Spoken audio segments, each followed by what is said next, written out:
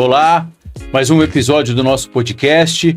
Hoje o assunto que nós temos aqui é sobre os seguros, né?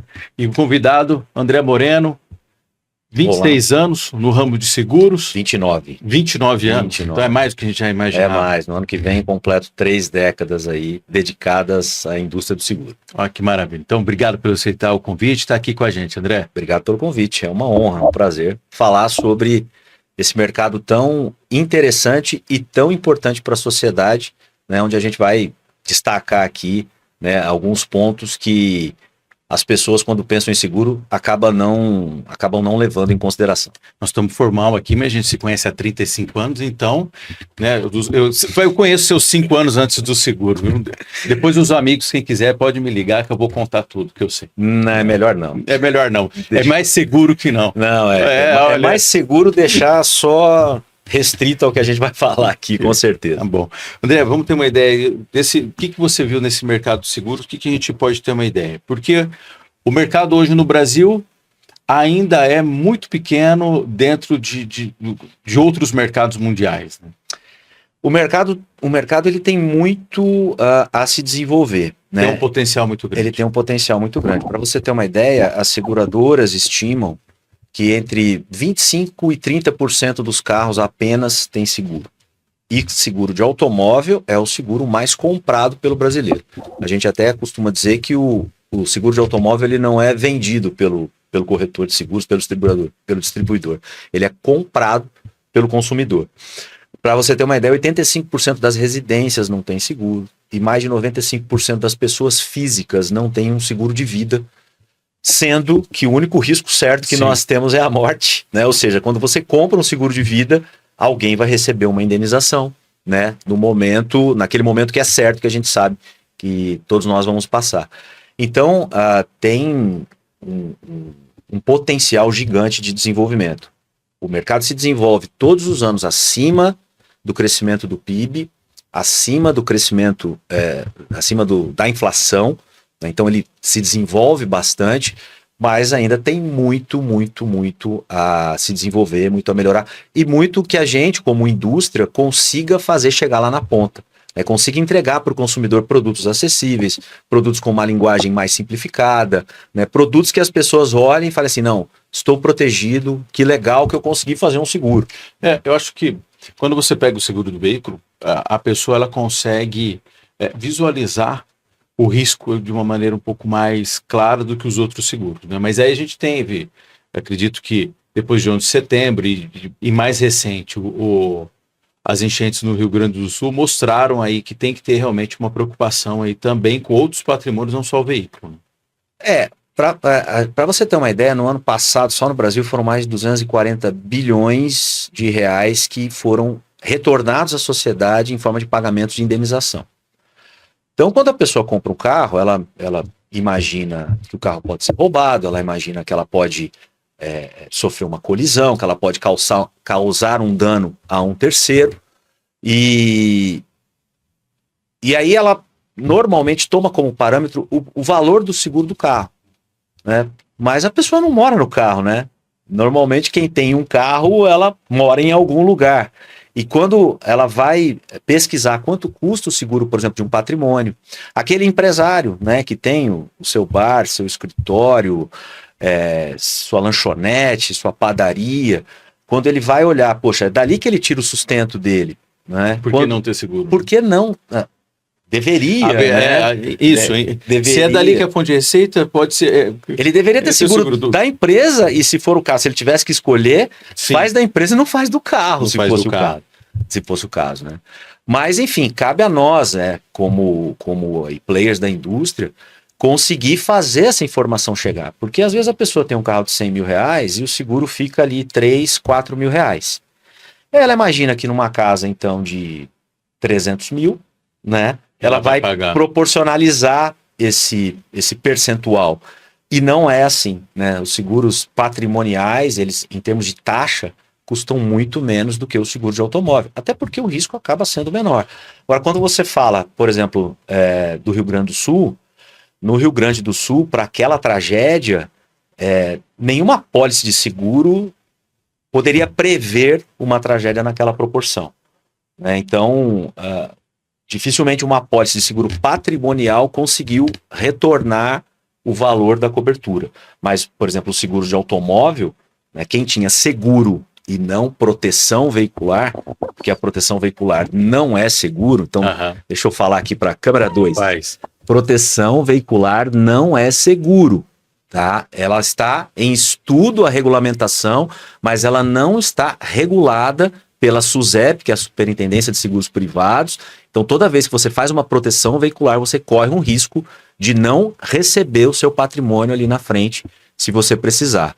Então, quando você fala do Rio Grande do Sul, foram mais de 6 bilhões de indenizações pagas pelas seguradoras. Quem tinha uma proteção veicular acabou não recebendo, porque era uma tragédia de grande impacto. Porque, em resumo, o que a pessoa precisa entender, assim, eu existo, entrando um pouco da minha área, da parte jurídica de uma situação e outra, o seguro você tem uma regulamentação e as empresas seguradoras, ela precisa ter um lastro para estar oferecendo aquela apólice. Enquanto que eu tenho essas proteções, são pessoas que se reúnem, olha, nós estamos aqui enquanto um grupo de amigos, vamos fazer 5? Então fazer o seguinte, nós vamos colocar um dinheiro e nós vamos garantir o veículo que alguém causa acidente. Não, é isso mesmo. Faz 10 anos que eu não... Aí entra aquela velha expressão, que eu não uso o seguro. Que não é isso. A pessoa não é essa a visão e a forma que a pessoa tem que pensar. A pessoa usa o seguro a partir do momento que ela contratou. Essa que é a realidade, né? Eu fiz o seguro do meu carro. Eu tenho uma tranquilidade de andar com esse carro na rua. Então, quanto custa essa tranquilidade, né? Custou a apólice de seguro que ele contratou para transferir o risco dele para a seguradora. Ou seja, o risco dele de bater, de ser roubado, de causar um dano a um terceiro, está coberto por uma apólice. Então, usar o seguro é relativo, né? Eu tangibilizo usar o seguro só quando eu tenho um sinistro ou quando eu preciso de uma assistência. Você tangibiliza, mas a tranquilidade de contratar um seguro, né? Você já está usando a partir do momento que você contratou. Isso é igual você ter um alarme na sua casa, fala assim, pô, mas não teve nenhum ladrão. Nunca disparou, então eu não vou ligar. Exatamente. Agora, trazendo, né, voltando ao paralelo ali das seguradoras e das proteções veiculares, você vai ter hoje cerca de 80% a 90% do mercado de seguros de automóvel, dos patrimoniais, dos produtos mais massificados, vamos dizer assim, na mão de 10 principais seguradoras do mercado. Empresas listadas em bolsa, né? Então você tem empresas como Bradesco Seguros, Porto Seguro, Allianz, Tokio Marine, Grupo HDI, Zurich, Mafre, para citar aí as maiores, vamos dizer assim, né? Algumas delas multinacionais, né? Então você tem a própria Allianz com, né, uma seguradora alemã, Tokio Marine uma seguradora japonesa, Mafra uma seguradora espanhola, Zurich é uma seguradora suíça, né? Então são empresas listadas em bolsa, elas têm lastro para garantir o risco que elas estão assumindo quando elas emitem uma apólice. As proteções veiculares, parte delas vai ser regulamentada agora pelo mercado, há uma proposta de regulamentação.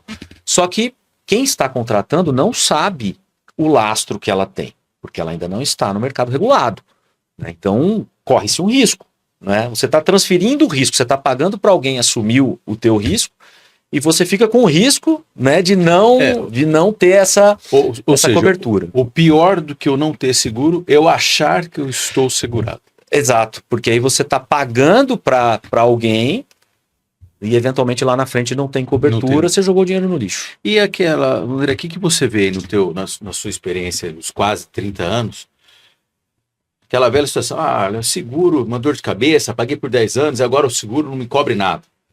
Qual é o erro que você vê nessas pessoas, nessas contratações? Primeiro contratar uma apólice de seguro como se estivesse comprando óleo de soja. Vou comprar óleo de soja, eu vou olhar preço, vou olhar marca, tem eventualmente uma marca ou outra, mas eu vou lá, ou eu decido pelo preço, ou eu decido por uma marca que eu prefiro, pago um pouco mais caro, mas não se contrata seguro como se compra óleo de soja, né? Você precisa entender o que você está comprando, entender os limites que cada apólice determina, que cada apólice coloca, né? Então, riscos excluídos vão existir em todos os contratos de seguro. Até porque não dá para ter... se você quer uma apólice com muito mais coberturas, você vai ter que pagar por isso. Essa que é a realidade. Então, você precisa, primeiro, de uma consultoria especializada, né? Nos meus quase 30 anos de seguros, eu só trabalho com corretores de seguros, que é o principal canal de distribuição do mercado brasileiro, né? E o corretor de seguros é o profissional especializado, que é remunerado por quem está contratando, essa que é a realidade, para poder fazer essa consultoria.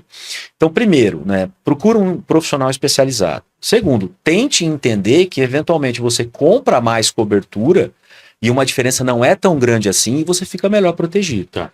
Né? Então, aquelas imagens, às vezes eu escuto, né? Ah, seguro é um mal necessário. Rapaz, eu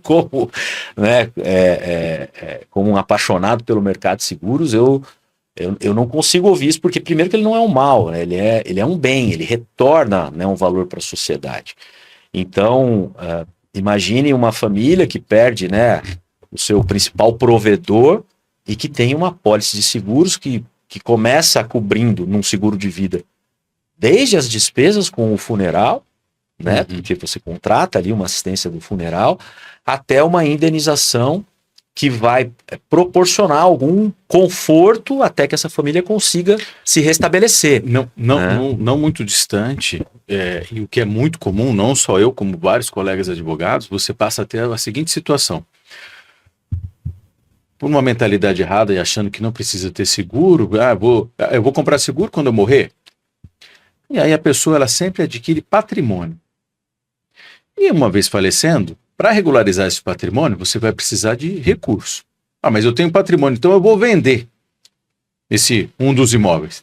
Quem vai comprar, olha e fala assim, mas eu estou no processo de inventário, eu não quero comprar. E aí você entra num ciclo vicioso, onde você tem uma apólice seguro para resolver essa situação. A apólice vai ajudar essa pessoa a fazer o pagamento dessas despesas e aí ela vai ter o patrimônio para fazer o que ela bem entender. Você trouxe uma objeção para uma determinada classe, vamos dizer assim, um determinado segmento, que a gente ouve muito. Olha, eu não preciso de seguro de vida porque eu realmente constitui um patrimônio e esse patrimônio vai garantir, ficar, né, para os meus herdeiros, enfim. Só que o seguro de vida ele não entra em inventário. Exato. E se essa pessoa que constituiu esse patrimônio não tiver essa informação ou não pensar nisso, no dia seguinte ao falecimento dela, a família não consegue mexer em qualquer dinheiro que tenha na conta corrente. Isso. Né? Então, exatamente isso. Então, contrate uma apólice, pelo menos para gerar suporte, essa liquidez e suportar esse período até conseguir regularizar. Né? Na outra ponta, vamos colocar pessoas que ainda não formaram esse patrimônio e estão naquela fase, no auge da produtividade, vamos dizer assim. E normalmente as pessoas que estão no auge da produtividade, a faixa etária delas, elas ainda, né, vão constituir esse patrimônio e tem filho pequeno. Né? Então, imagina, até os meus filhos, eu tenho filhos pequenos, você tem filho pequeno, enfim, imagina, até eles terem a independência financeira deles, o quanto não é importante que eles tenham ali uma apólice que resguarde financeiramente eles pelo menos por um período, ampare eles, né, pelo menos por um período. Então, um seguro de vida é importantíssimo, né? Poxa, mas e se nada acontecer no auge da minha vida produtiva? Ótimo, né? Você está pagando por uma proteção e você continue pagando por ela porque, como eu falei na abertura, o risco é certo, né? Ou seja, todos nós vamos, né? Ninguém vai ficar para semente, vamos dizer assim. Então, mas eu quero ter a possibilidade de ter um retorno nesse valor. Você tem os seguros de vida resgatáveis, né? Que você pode... Por isso que você está falando assim, a pessoa precisa ter um olhar diferente do seguro, porque a necessidade dela, você vai ser um produto que vai encaixar para quê? Provavelmente. Você vai adequar ao momento de vida dela, né? No caso aí, por exemplo, a gente está falando de seguro de vida, né? Você vai adequar ao momento de vida dela, a faixa etária dela. Você trouxe a situação de pessoas que têm patrimônio, né? Legal. Tem que ter uma apólice para cobrir esse período até gerar liquidez, resolver as questões legais, né? Ou as pessoas que têm que se preocupar, né, com quem fica. Agora tem um outro ponto que é importante, porque existem alguns preconceitos, né? O brasileiro faz a piadinha do Ricardão, né? Não vou deixar pro Ricardão não sou eu que vou usar mesmo, né? São, obviamente, brincadeiras de mau gosto, mas que a gente Mas que houve. né? A gente eventualmente acaba ouvindo. Só que seguro de vida, a grande maioria dos produtos hoje tem coberturas para as pessoas utilizarem em vida. Né? Então você tem coberturas para diagnóstico de câncer, você tem coberturas para doenças graves, você tem coberturas para profissionais liberais que, se ele não trabalha, ele não ganha. Né? E se ele ficar temporariamente incapaz? Né? Ou seja, precisar fazer uma cirurgia, se ele sofreu um acidente, se ele ficar internado. Então você tem coberturas para diárias de internação, você tem cobertura para diárias de incapacidade temporária. Então você tem diversas coberturas nas apólices de seguro de vida para as pessoas utilizarem ainda em vida. Né? Então vamos pegar, por exemplo, uma cobertura para diagnóstico de câncer. Você tem um aumento na incidência dos casos de câncer, infelizmente, todos nós conhecemos alguém que passou, que está passando por isso, né? E que eventualmente até faleceu disso. Essa cobertura pode gerar algum conforto, né? Um tratamento mais oneroso, né? Então, são coberturas para as pessoas utilizarem em vida, né? Então, a piadinha do Ricardão não se aplica. Não se aplica. Né? Eu acho que a parte do seguro, eu vou falar por mim, né? Você conheço, né? Nós temos uma corretora vinculada ao escritório, tem importância, mas às vezes em alguns momentos você acaba esquecendo. Então, vamos falar assim, um seguro viagem. Aconteceu uma situação um pouquinho antes, tá? A Adriana, minha esposa, foi aplicar uma injeção e nós fomos viajar. O que eu gastei com o Uber procurando qual que era o hospital para o nosso plano de saúde, se eu tivesse contratado um seguro viagem, porque estava dentro do território nacional, não imaginei, realmente não pensei, né? Daria coberto. Exatamente. Porque onde eu estava, na 2 quadras, eu tinha um hospital, estava resolvido para ela resolver esse problema aqui, que era uma intercorrência leve, mas que estava incomodando, eu precisei ir para um hospital. Então a gente acaba não pensando. O seguro de vida é uma delas, né? Porque a pessoa só não consegue imaginar, ela tem que ter esse olhar mais amplo em relação a isso. Exato, né? Exato. E cabe a nós aí, né? Cabe a gente como indústria de seguros mesmo, conseguir fazer essa informação chegar no grande público. Né? Poxa, se você somar qualquer seguro de vida que você calcular, e tô falando só de vida individual, tá? Porque existem seguros de vida em grupo, seguro de vida para empresas, aquelas empresas que, por convenção coletiva, acabam tendo que contratar para os funcionários, né? Vamos falar disso. Mas deixa eu só... Quais são esses seguros que você está falando? Só completar aqui o raciocínio. Se você for pegar o capital que a pessoa está contratando e o que ela paga mensal e colocar na estimativa de vida, o que ela está pagando não vai atingir o valor do capital que vai ser pago no momento que ela falecer. Né? Agora, voltando ali. Então, a gente tem os seguros de vida. Eu estou falando aqui dos seguros de vida individual, mas existem diversos tipos de seguros. Né? Você tem o seguro de vida individual, você tem os seguros de vida em grupo, que te vinculam a um CNPJ. Eu sou funcionário de uma empresa, então a empresa dá como benefício o seguro. Ou não, eu sou dono de uma empresa e eu posso oferecer como benefício o seguro também. Você acaba protegendo a própria família desse colaborador, né? E não necessariamente enquanto ele está no horário de trabalho ou no trajeto de ida e volta. Ele tem cobertura o tempo todo, né? Então, no final de semana, na viagem de férias, ele vai estar coberto por essa pólice. Você tem os produtos de previdência, que são produtos de acumulação, né? Ou seja, outra informação que a gente precisa falar abertamente, né? O INSS que você paga hoje não vai sustentar você na tua aposentadoria, quando você precisar dele. Então, pense, né, na formação de patrimônio, mas pense também em ter produtos de previdência que podem garantir um complemento de renda para você quando você mais precisar. Então, você tem produtos de acumulação como previdência, né? Você tem seguros de automóvel, como falamos, seguros patrimoniais, né, residências, empresas, grandes indústrias. Você tem seguro para transporte das mercadorias, você tem seguros de responsabilidade civil, você tem seguros que cobrem diretores de empresa, você tem seguros de responsabilidade civil de produtos, enfim, tem uma gama bastante grande, uma prateleira bastante grande de produtos que as pessoas podem contratar. Entre esses seguros, a gente fala assim que eles não são tão conhecidos, e existem dois aqui que me chamam muita atenção.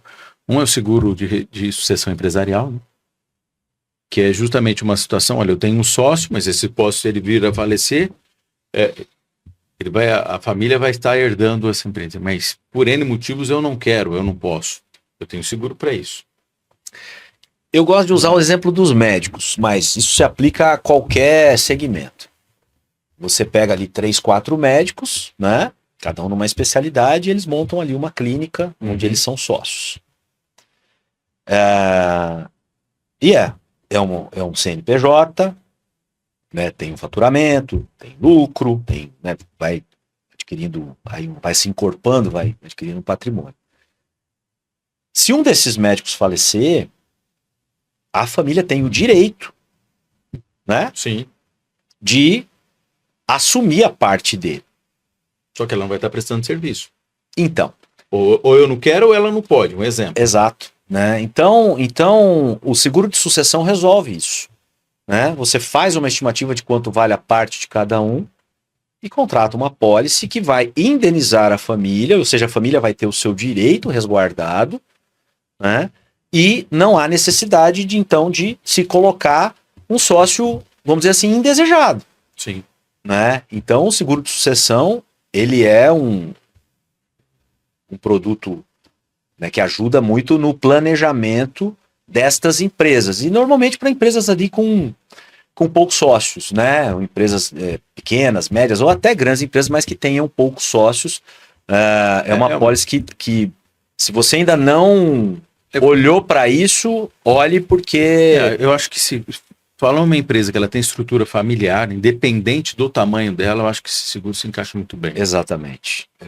Porque aí eu estou falando dos médicos que não são família, né? Mas as empresas familiares, você tem as questões dos filhos, as questões dos cônjuges, né? Então, os filhos dos filhos. Então, o seguro de sucessão dá uma tranquilidade, vamos dizer assim, para quem fica e pode garantir até a continuidade da empresa, porque eventualmente, né, numa empresa sem esse planejamento sucessório, ela pode quebrar, pode deixar de existir, né, por conta disso, né? Porque não tem isso. E o seguro dos diretores? Né? Porque também é aquela pessoa, olha, eu não quero assumir isso daqui, quem está no Brasil, qualquer tomada de decisão pode ser muito arriscada e eu tenho meus sócios que vão estar me punindo por uma tomada de decisão. Eu tenho esse seguro também. Você não só os sócios, mas a própria sociedade, né? Então, se você tem... As tomadas da gestão. Na gestão. Então, você tem empresas que tomam decisões equivocadas, desde que elas não sejam crime, né? Não vamos esquecer as lojas americanas. Não vamos falar nem nas lojas americanas, nem da Petrobras, nem dos diretores da Petrobras.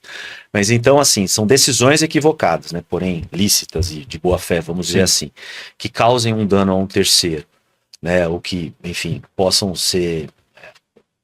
A empresa e os seus diretores possam ser responsabilizados por essa decisão.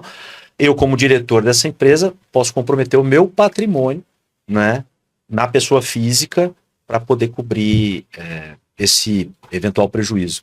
Então, os seguros de D&O, né, que é Directors and Officers, para falar, né, seguro para diretores de empresas, também gera essa tranquilidade, né? E pode ser um benefício que a própria empresa garante para a sua diretoria, né? Para os seus diretores. Legal. André, agora vamos pegar assim. Vamos imaginar, dentro dessa visão, vamos voltar aqui no começo da nossa conversa. Falou em seguro, a pessoa já pensa no veículo. Tá bom. Não vamos mudar a cultura, é essa que a gente... É verdade. Tá? Se a gente pudesse listar, o que você vê que a pessoa realmente tem que olhar, pelo menos assim? Uma pessoa física, qualquer pessoa física, ela é CLT, ele é prestador de serviço, ele é funcionário público, qualquer pessoa física precisa olhar para pelo menos 3 apólices, 3 segmentos. O seguro do carro, tem que fazer, com uma boa cobertura para terceiros. Então isso é muito importante. Eu penso no meu carro, se eu perder. Tá, mas e se você errar uma preferencial, se você fizer uma barbeiragem ali no trânsito, todos nós estamos sujeitos, um dia que você está estressado, pensando em outra coisa, você causa um dano a um terceiro, um dano material, né? Uhum. Então você tem que ter uma boa cobertura para dano material e uma cobertura maior ainda para dano corporal. Né? Porque se você atropelar um motoboy que tem com 20 anos de idade, que ganha um salário mínimo, na expectativa de vida dele, se você tiver uma pólice com menos de 700 mil reais de cobertura, você não paga o dano, né, a essa vítima ou aos familiares dessa vítima. Então, quando você olhar para o automóvel, faça um seguro de automóvel com uma boa cobertura para terceiros. Não pense só no seu carro. Tá. Se faltar dinheiro, faça do terceiro, mas não faça Não faça, não fique sem. se precisar escolher. Um seguro de residência, para proteger onde você mora, né, onde a sua família está abrigada, e o seguro de vida. Lembrando que é muito mais barato que um seguro de um veículo. Muito mais barato que o seguro de um veículo. E existem assistências no seguro de residência que praticamente se pagam, ou seja, o que você investe na apólice, você tem de retorno. Você tem limpeza de caixa d'água, você tem vários serviços que podem ser feitos em termos de inspeção veicular, você tem cobertura para eletrodomésticos, tudo nas assistências dos seguros residenciais. E um seguro de vida, né, conforme já falamos, seja para proteger ou para ter liquidez no momento de fazer um inventário, seja para proteger quem fica, né, no auge ali da sua vida produtiva, se você vier a faltar. Então, pelo menos esses três. Eu sou um prestador de serviço, sou um advogado, sou um contador, sou um médico, um dentista.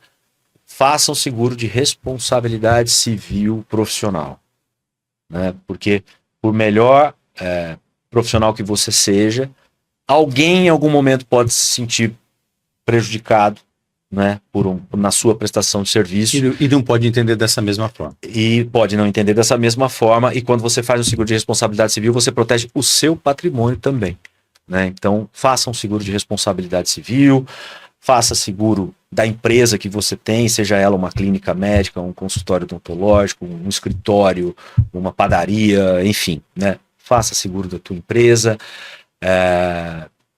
faça... O que mais que a gente pode colocar? Apólice de seguro-saúde, né? Também. Você tem o interessante da apólice de seguro-saúde é que ela não tem limite, né? Então imagina você ter que ficar internado por uma doença, por um acidente ou por alguma coisa e é imprevisível, né? Então, se você conseguir pagar um seguro-saúde, que aí prevê reembolso, é coberto por uma apólice, né? É um pouco diferente do plano de saúde. O plano de saúde ele tem algumas limitações, né? De rede referenciada ou região geográfica. Mas, enfim, se conseguir pagar um seguro-saúde também, né? É uma indústria que cresce bastante e, na verdade, é um desejo do brasileiro, né? O brasileiro, se puder fazer um seguro-saúde e não ficar na mão, né, do público, vamos dizer assim, faça um seguro-saúde. Então, você tem até seguro de equipamento, né? Então, imagina um médico que compra um equipamento, né? O próprio dentista, ou as indústrias, as empresas, né? Fazer um seguro do equipamento, seja dentro da apólice do empresarial, ou seja o seguro do próprio equipamento. Então, você tem diversas modalidades de proteção. Mas para uma pessoa física, automóvel, residência e vida. Para uma pessoa jurídica, o seguro da empresa, o seguro de vida dos funcionários, né, e eventuais responsabilidades civis que você possa, amanhã ou depois, por uma imprudência, né, uma imperícia, uma negligência, tudo aquilo que caracteriza a responsabilidade civil, você protege o teu patrimônio a partir do momento que você tem uma apólice. Só colocando que eu acho que para o profissional, ele é pessoa física, pessoa natural, eu acho que ele é muito legal, é o seguro de incapacidade temporária. Exatamente. Esse aí também eu acho que é um seguro para quem depende ali do seu dia a dia, aquele que não é um assalariado. Eu acho que ele traz uma segurança, um conforto muito grande. Quem tem uma empresa, vamos dizer assim, eu tenho uma padaria e óbvio que o olho do dono tem que estar sempre ali, mas se o dono da padaria, amanhã ou depois, precisa viajar, ou tem que se ausentar, sofre um acidente ou fica doente, a padaria vai estar lá, vai abrir, os funcionários vão tocar, alguém vai cuidar. Agora, né, você falou, o Médico, médico, o advogado, o representante comercial, o dentista, o fotógrafo, o cabeleireiro. Sim. Então, esses profissionais, se ele não trabalhar, ele não tem receita, né? Então, procure, né, um corretor de seguros que vai te oferecer uma incapacidade temporária, você compra essa cobertura. E eu conheço muita gente que usa, né, que precisou e que no momento que precisou, né, agradeceu. Poxa, que bom que eu contratei esse seguro. E eu vou falar por experiência própria. Eu precisei, uma situação realmente não esperava, e a cobertura dele, eu acho que ele já se pagou aí por muitos anos do investimento que eu fiz. Então, realmente acho que é algo muito válido. Quando você compra um seguro, você não espera ter retorno financeiro. Né? Não é essa visão, eu não tenho que comprar um seguro. Você está investindo assim, na segurança, não no retorno que ele vai estar te dando. Gastei 1.000 e eu preciso retornar 1.000. Não, né? Mas a segurança, a tranquilidade e justamente no momento que você mais precisa saber que você pode contar, né, com uma cobertura, com uma pólice, com algo que vai te gerar alguma tranquilidade num momento de distúrbio. Mas é difícil a gente ver a sociedade, né? Eu vou traçar um paralelo aqui que aconteceu recentemente comigo. Fizemos um trabalho com uma empresa, já faz muitos anos, nós fizemos um trabalho preventivo e nós conseguimos praticamente zerar a demanda que eles tinham. E nós tivemos uma reunião com o empresário, planejamento de orçamento, ele virou para mim e falou: Marco, nós praticamente zeramos, olha como que estava no ano retrasado e nesse ano. Eu falei assim, bem, agora eu tenho um elogio, né? Eu falei, então a gente precisa rever agora a situação. Você está trabalhando menos? Você está trabalhando menos. Eu falei assim, mas eu estou trabalhando muito mais, eu estou evitando isso daqui, né? Então a pessoa precisa entender que ela tem que ter, assim como um advogado de sua confiança para que ele tenha ali resguardado os seus direitos, um bom seguro para ele ter resguardado também o seu patrimônio. Exato. E não necessariamente que ele vai usar. Tomara que não use. Não, No uso no sentido de ter... Tomara que ele não tenha sinistro. Sinistro, né? isso. No uso no sentido de ter sinistro. Que é a linguagem, né? Exatamente. Né? O sinistro é o evento coberto pela pólice, né? Aquilo que você contratou. É isso.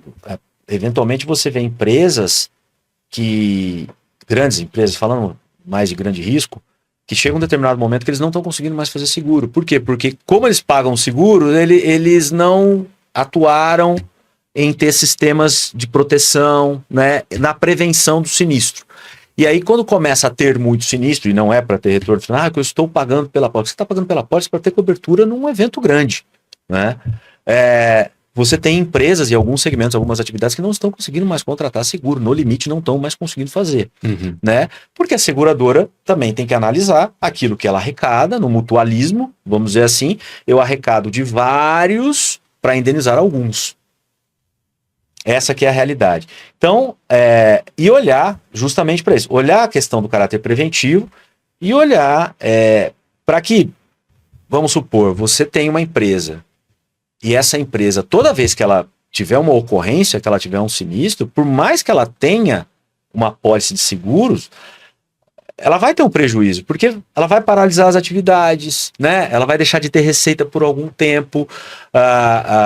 Tem cobertura para lucros cessantes, tem cobertura para despesas fixas, mas ainda assim, né? No frigir dos ovos, o sinistro nunca é um bom negócio para ninguém, né? E quanto menos sinistro tem, mais barato fica, né? Como é um mutualismo, várias pessoas estão pagando por aquilo. Como é um mutualismo, quanto menos sinistro tem, mais as seguradoras têm margem para poder ser mais competitivas e ficar um preço melhor, né, que caiba melhor no bolso de quem está comprando. Muito bem. André, obrigado. Obrigado aí para a Loja Cor disponibilizar o seu diretor para estar aqui falando com a gente. Sim, agradecer a empresa, né? São dos 30, quase 30 anos aí, mais da metade já são na Loja Cor, sempre trabalhando com corretor de seguros, sempre trabalhando com proteção, sempre buscando que mais e mais pessoas consigam ter acesso, né, a uma cobertura, que tenham acesso a uma pólice, comprar, né? Tem que ter a cultura, né, mas as pessoas precisam também ter profissionais capacitados que vão levar informação e que vão levar a oportunidade para o brasileiro contratar, e a Loja Cor é uma rede de corretoras de seguros, onde a gente presta serviço para corretores de seguros no Brasil inteiro, e esses corretores, por sua vez, vão entregar para a sociedade né, o valor aí e o benefício, né, de poder contratar qualquer tipo de seguro. Legal. Bem, fica o convite já para a gente voltar aqui, a gente falar desses seguros aí, os seguros não tão conhecidos, para quem não é do ramo de seguros, para a gente poder, principalmente dessa parte do mundo empresarial, porque eu ainda vejo ainda que você tem esses números, mas é um mercado ainda bem amplo ainda para a gente poder expandir. Tem muita empresa pequena, média ou grande que não está coberta por uma pólice, ou está coberta por uma pólice que pode ser melhorada, né? Então tem que olhar se as coberturas estão adequadas ao risco que aquela empresa tem. Então eu estou à disposição, é um prazer, e qualquer assunto aí, ou qualquer segmento que você queira se aprofundar, pode contar comigo. Tá joia, muito obrigado. E vocês, muito obrigado pela audiência. Continue seguindo a gente nas nossas redes sociais. Muito obrigado.